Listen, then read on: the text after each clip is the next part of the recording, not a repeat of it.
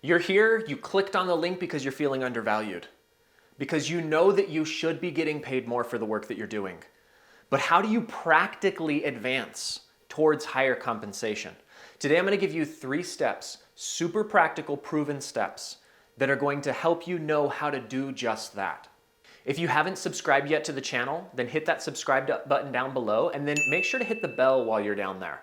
When you hit the bell, then every time I release a new video, you're notified. You'll be the first to know. You'll be able to get in there and see that amazing content. My name is Ryan Stoltzfus. I'm the founder of the Job Hackers Network. Our mission is to work with 100,000 professionals to be able to help them to land roles that fuel and engage them and light them up, but with one critical component, also at their true market value, so that they're getting paid what they're worth.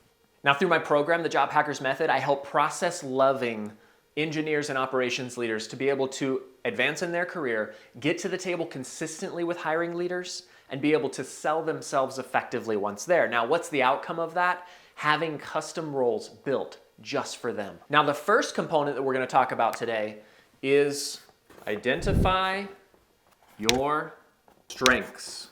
The first step when you're building out the foundation for an effective strategic job search is to identify your strengths. What are your strengths? They're the activities that fuel and engage you, the things that light you up. While you're doing those things, you feel like energy is coming into you, as opposed to things that are in more of your weakness zone, feels like a vacuum is sucking the energy, the life force out of you. So how do you do this? How do you practically start to identify these things? Right? Grab a pad, get that pad out, and as you're going through the day, as you're feeling energy come into your space, what are you doing? Just write down the activities, right? There's another very practical approach that you can take, which is to take the Standout report through the Marcus Buckingham Company. I'm a certified strengths-based coach through TMBC, so I believe in this process of taking the Standout report to be able to identify where are your strengths. Another thing that you can do is you can go to people that you work with and you can simply ask them, how do I affect you? Where is it that you see me shine? But then make sure that you're asking yourself when you're doing those activities, are you feeling energy come into your world? Now, the second component that I want to go into is identify your stories. Identify your stories. As you're going through and identifying your stories, what you're doing there is you're saying, when were those moments in your career where you added the greatest impact? Where you added the greatest bottom line moving, P&L moving initiatives, right? What were your greatest successes? But the key with this is to make sure that those things are also in your strengths-based lane. Why? Because as you're purposefully building out your storytelling, right? Positioning yourself towards the work that you want to do. Right? Your strengths is the activities that fuel and engage you. So as you're telling your stories, be careful not to just highlight the best moments, but talk about those moments, deliver those stories purposefully that position you in your strengths-based lane. I made a mistake here in my career, and I really learned from this. When I was going into ADP about 7 years ago, I sold myself, because I knew they had a need, into an HR business partner role with a background in data analytics. And I ended up getting great visibility running dashboards, right, data analytics for 2 years across 7 sites. But the problem is it was sucking the energy out of me, and I almost quit, I almost left my job until I realized, became certified as a strengths-based coach and realized where I was actually lit and on fire. When I did that, within 2 months, I was asked to lead the global career development teaching program on, subjects like networking, interviewing, branding, moving up in your career across ADP. It totally changed the way that I approached that job. It allowed me to be able to stay there for another 4 years before I built my own company, the Job Hackers Network. Now, the third thing that you're going to do is you're going to craft your value proposition. What is your value proposition? It's the value that you bring to the workforce. It's the value that you bring when you meet with an operational leader and they have a set of pain, a set of problems. Your value proposition is how you solve those problems.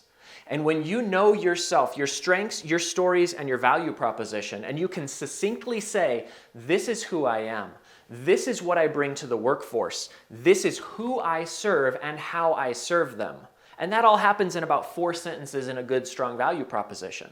So somebody can see exactly what you do. They can see you in their organization. It's backed up in your resume, in your LinkedIn profile, in your interview by stories that prove that that is who you are and what you do. And it's in your strengths-based lane. So what you're doing here is you're building the box.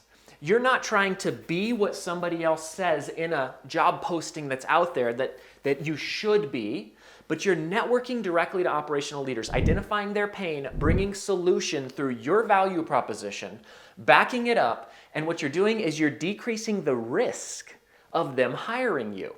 When you decrease the risk of them hiring you, the pay goes up.